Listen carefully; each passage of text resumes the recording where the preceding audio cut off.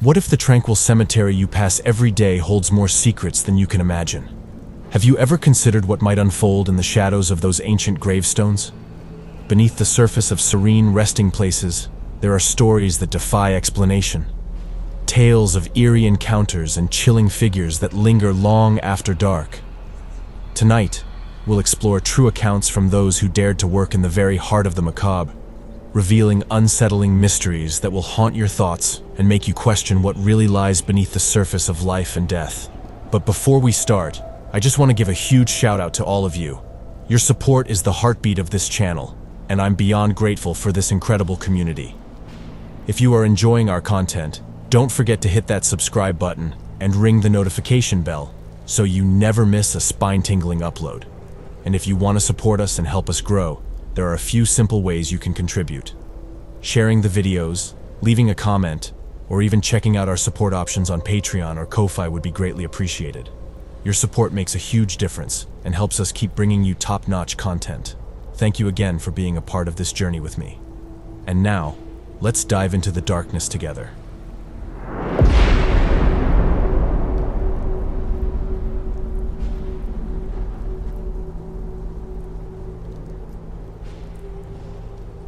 As a teenager, I found myself deeply entrenched in goth culture. My appearance was a reflection of this lifestyle. Long, jet-black hair, a wardrobe filled with dark clothing, heavy makeup that accentuated my pale skin, and of course, my trusty combat boots. My friends and I embraced the aesthetic, and we often frequented the local cemetery. Initially, our visits were a playful joke among us, but over time, we discovered a unique sense of peace in the solemnity of the place. One particular evening, my friend called me up, eager to hang out. It turned out that none of our other friends were available. They were either busy working or nursing hangovers from the previous night's escapades, so it was just the two of us. She arrived to pick me up, and we drove to the cemetery, our familiar haunt, where we settled in to smoke cigarettes and gossip about everything, especially her latest relationship drama. As we relaxed, laughter mingled with the cool evening air, and that's when we noticed a flickering bonfire at the top of a nearby hill, about 100 feet away. Given the cemetery's location just off campus at a major university, it wasn't unusual for students to gather there for parties. But as we exchanged glances, a sense of unease crept in. We both knew we should leave soon. It was illegal to be in the cemetery after dark, and we were well aware that the police frequently patrolled the area. Determined to enjoy our last moments there, we decided to finish our cigarettes before heading out. Just then, an unbearable stench wafted up from the direction of the bonfire. My friend gagged and instinctively covered her mouth. "What is that smell?" I murmured, sharing her confusion and disgust. She shook her head, her expression turning serious. "I have no idea. We should just leave." After starting the car, my friend shifted it into reverse, but as I looked up the hill, a dark figure emerged, standing ominously in front of the bonfire. It was just a shadowy outline, but an unsettling feeling gripped me, as if that figure was watching our every move. A surge of panic washed over me, and I shouted, "We need to go, now!" My voice rose in urgency as I felt a primal fear. My friend turned to look back up the hill, and just as the figure began to step toward us, she slammed her foot on the gas pedal. We shot backward down the hill, adrenaline pumping. As she shifted the gear into drive, we sped away without looking back. The silence in the car was palpable, each of us lost in our thoughts until my friend finally broke the tension. "What do you think they were burning?" she asked, her voice shaky. I shook my head, unable to articulate the dread that was settling in my stomach. After she dropped me off at home, I tried to shake off the unease that lingered from the night. I went to bed, but sleep was elusive, my mind replaying the events over and over.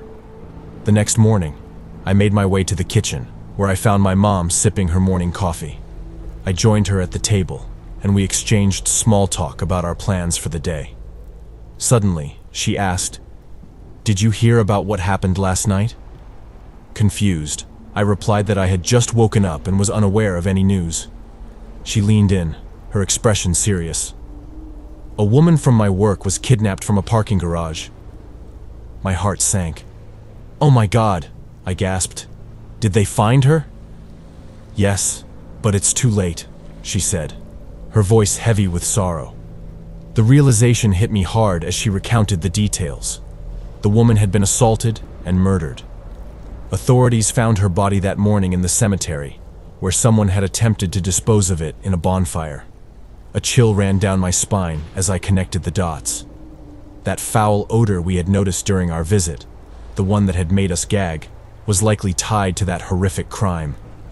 In an instant, my carefree night turned into a nightmare, filled with dread and regret. From that moment on, I vowed never to return to the cemetery after dark. I often reflected on our decision to leave instead of investigating the fire. It haunted me that our choice to turn away could have altered everything.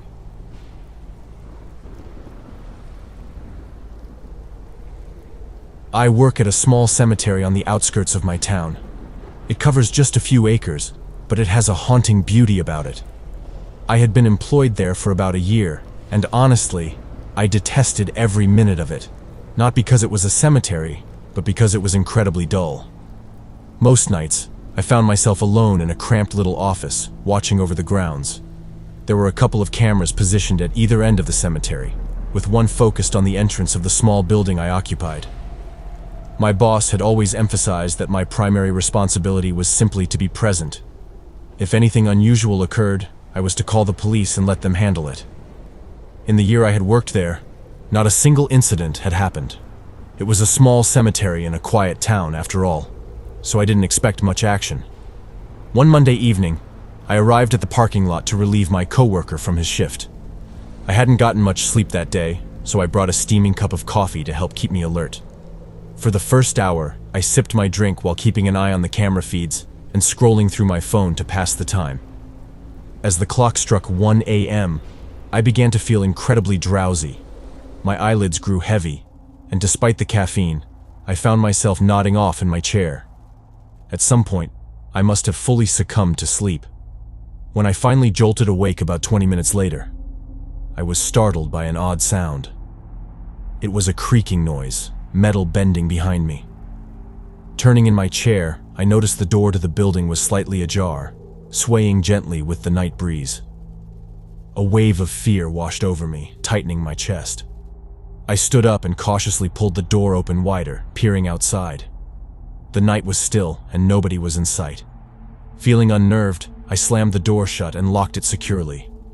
It could have just been a simple oversight, but my instincts were on high alert, and I felt a chill creeping up my spine.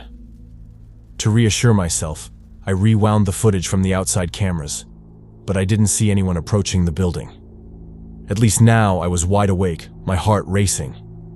I kept checking the camera feeds every few minutes. About 10 minutes later, something moved on one of the screens. It was the camera positioned at the far end of the yard. A figure was walking through the cemetery, meandering past the gravestones. My pulse quickened as I observed this person, who then suddenly stopped and stood still. Holding my breath, I grabbed my phone and dialed 911, speaking softly so as not to draw attention.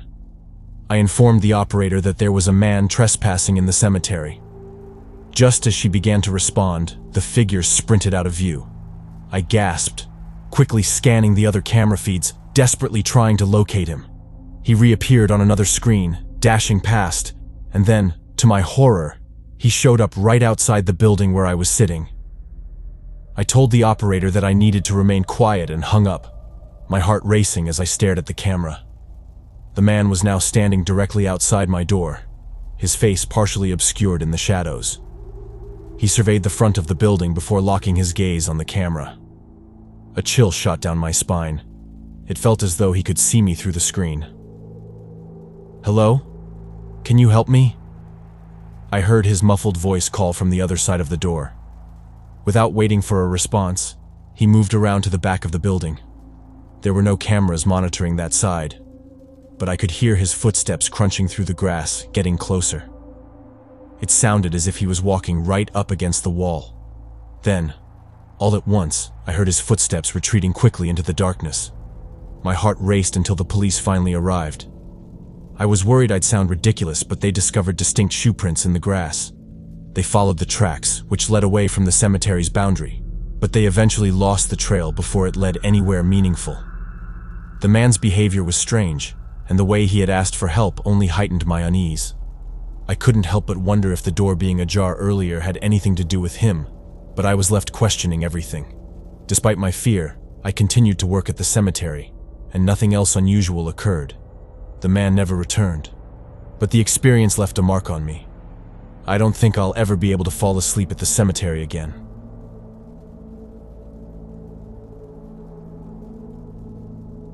On a foggy October evening, I found myself making an unplanned detour through the old cemetery on the edge of town. The cemetery, established in the late 1800s, had always been a place of local legends and whispered stories. The mist rolled in thick and fast, blanketing the gravestones and making the path ahead almost invisible. I was trying to cut through quickly to make it home before the bus stop closed. The cemetery was notorious for its unsettling atmosphere, especially after dark, but the fog made it seem even more foreboding. The old iron gates creaked open as I slipped through, my footsteps muffled by the damp earth. As I walked deeper into the cemetery, I noticed an unfamiliar gravestone jutting from the mist. It was a large, elaborate monument, starkly contrasting with the surrounding worn and weathered stones. The inscription read, "James Elwood, 1894-1918. I frowned. I was familiar with the cemetery's history and knew that James Elwood was a figure from a local legend, a man who had supposedly been buried alive and whose spirit was said to haunt the cemetery. I'd always dismissed the story as nothing more than a ghostly tale, but seeing the name on a fresh grave gave me an unsettling feeling. Curiosity got the better of me, and I approached the grave. As I neared it, I noticed that the ground around the stone was disturbed, and the air seemed colder. The fog thickened, swirling around my legs like spectral fingers reaching up from the ground. I shivered and turned to leave, but the sound of shuffling footsteps behind me froze me in place. I whipped around, but the cemetery was eerily silent except for the occasional whisper of the wind through the trees. The footsteps stopped. My heart raced. I quickened my pace, feeling a creeping sense of being watched. The fog grew denser, and the temperature plummeted. Every shadow seemed to writhe and shift with malevolent intent. Determined to leave, I cut through the oldest part of the cemetery, where the gravestones were broken and overgrown with ivy. The fog was now so thick that I could barely see my hand in front of my face. The air felt heavy, almost suffocating, and each step seemed to echo louder in the stillness. Suddenly, a mournful cry echoed through the fog, sending chills down my spine. It was followed by the distinct sound of something dragging along the ground. I started to run, my footsteps pounding on the earth as I tried to escape whatever was behind me. The fog seemed to close in, and the path twisted in ways I didn't remember. My breath came in ragged gasps, and my mind raced with fear. As I reached the iron gate at the cemetery's edge, I glanced back one last time. Through a break in the fog, I saw a figure standing near the newly erected gravestone. The figure was dressed in old-fashioned clothing, and its eyes were hollow, glowing faintly in the moonlight. It was reaching out toward me with a ghostly, translucent hand. The sight was so chilling that it felt like my blood had turned to ice. In a frantic burst of energy, I burst through the gate and ran down the street, not stopping until I was safely inside my home. My heart was still racing as I locked the door behind me. The next morning, I learned that James Elwood was indeed tied to the legend, a man who had been buried alive due to a grave mistake and whose spirit was said to wander the cemetery in search of release. That night, I couldn't shake the feeling that I had come face to face with something far beyond this world, and I wondered if the legends were more than just stories.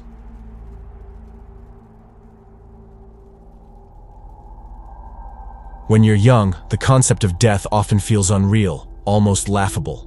It's a defense mechanism, a way for youth to confront the unavoidable truth that one day we all become memories. This mindset led my friends and me to the old cemetery on the outskirts of our small Vermont town one brisk autumn evening. We were driven by a blend of boredom and the irresistible urge to prove to each other that we weren't afraid of death. We expected nothing more than silent gravestones and fallen leaves on sacred ground. Yet, I knew my friends well enough to sense that we were all eager to give each other a little scare to pass the time. As Jason, Samantha and I stepped out of the car at the graveyard's entrance. We noticed the old wooden church nearby. It was still in use by a few elderly locals, but as far as we knew, the cemetery itself had long since stopped accepting new residents. The weathered black wrought iron fence had likely stood for over a century. We wandered through the archway, our laughter echoing in the stillness. The clouds drifted across the sliver of moon above, providing just enough light for us to see. In an age before cell phones, we had no flashlights to guide us. None of us had thought to bring one, and it would have spoiled the fun anyway. So, we waited for our eyes to adjust to the dim surroundings. As we crested a rolling hill among the crooked gravestones, I heard a distant giggle, reminiscent of a child's laughter. I turned to Jason, known for his pranks, and asked how he had managed that. He smiled but shook his head in confusion. "What?" he replied. "I heard it too," Samantha chimed in, adopting a spooky tone. "Maybe it's the protectors of the dead." I scrunched my face in disbelief. Protectors of the dead? Are we telling ghost stories now? "You haven't heard the tales about this graveyard?" Samantha asked. "Why would I? Isn't that the point of coming here?" I shot back. "You're joking, right?" she pressed. Jason nodded. "Oh sure, we need to be careful. Don't disturb anything." With that, he kicked at the nearest gravestone, causing it to tilt slightly as the earth around it bulged. "Don't do that," Samantha warned, her tone serious. "I'm telling you, they're real. My grandma said so." "Just old folks' nonsense," Jason scoffed. "If you believe in that stuff." Suddenly, a dark shape darted toward us before vanishing behind a gravestone. "What the hell was that?" I exclaimed. "Just a cat or something," Jason replied, trying to act tough. "That'd be the biggest cat I've ever seen," I retorted. "Maybe we should leave." Without saying anything, Jason marched toward the gravestone where the shadow had disappeared. He moved quickly, glancing behind it, but declared, "Nothing here." He sat atop the stone, crossing his arms with a smug grin. However, as he shifted his weight, the ground around the gravestone trembled. Then, from the earth, a hand-shaped shadow emerged, grabbing Jason by the ankle. It resembled a swirling mass of black smoke, but it was real enough to grip him. Jason screamed and attempted to flee, but the hand held him tight. Dark, child-sized figures materialized around us, their glowing yellow eyes and sharp white teeth hungry for him. They swarmed toward Jason, who was now screaming in terror. Some clutched his limbs while others reached into his chest as if his skin were mere air. I moved closer, but Samantha grabbed my arm, shaking her head with wide, frightened eyes. Ignoring her, I lunged toward my friend, but as soon as I touched one of the shadowy figures, a surge of horrific visions flooded my mind. I relived the deaths of everyone buried in that graveyard, as if they were my own. I found myself screaming on a Civil War battlefield, a surgeon cutting my leg off as darkness consumed me. I became an old woman, gripped by pain, collapsing in my home as panic overwhelmed me. I was shot, stabbed, and trampled, dying in various gruesome ways. I felt the suffocating fear of poison gas closing in on soldiers, the despair of a mob hanging an innocent man, and the helplessness of countless lives lost. Just as quickly as it began, it ended.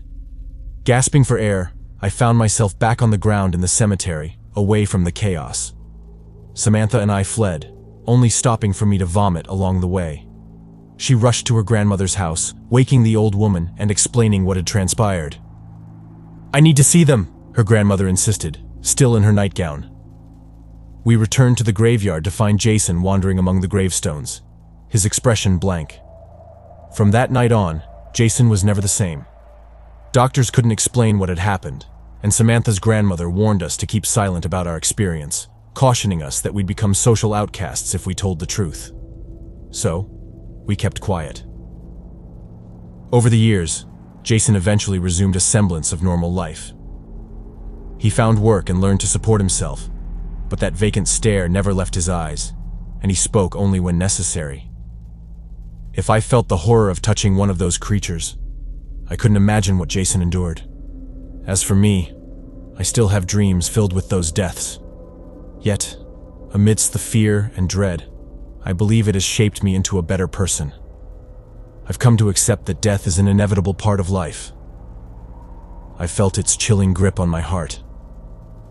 Interestingly, many years after that night, I realized that I was no longer afraid of death.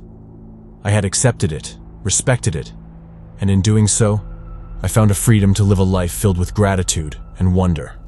A life that will likely end unpleasantly. And you know what? That's okay.